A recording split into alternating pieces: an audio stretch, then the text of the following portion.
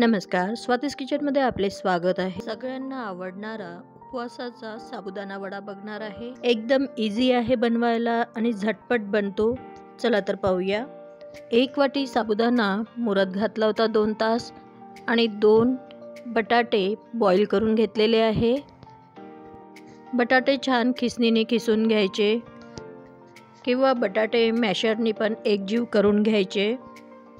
असे बटाटे मी दोन्हीही किसून घेतलेले आहे।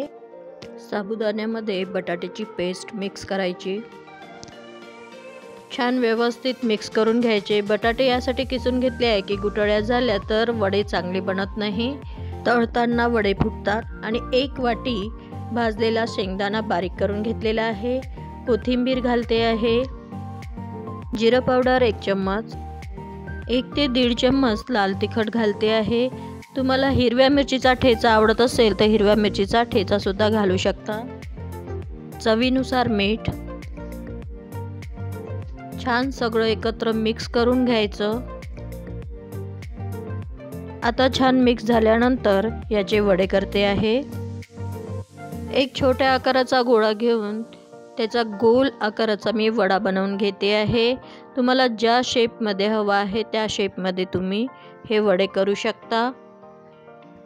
अशा पद्धतीने वडा तयार करून घ्यायचा, व्यवस्थित तयार करून घ्यायचा, नाहीतर तळताना फुटेल।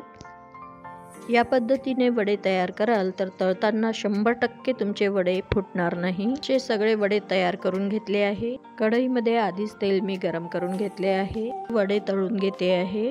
गॅसची फ्लेम मीडियम ठेवूनच वडे तळून घ्यायचे आहे। साबुदाणा वडा हा उपवासाला नव्हे तर एरवी पण तुम्ही करून खाऊ शकता। टेस्टी आणि कुरकुरीत लागतात खायला। बनवायलाही सोपी आहे। तेलामध्ये छान परत करून वडे तळून घ्यायचे। 5 मिनिटातच तळून होतात। असे छान आपले गोल्डन कलरचे वडे तयार झालेले आहे।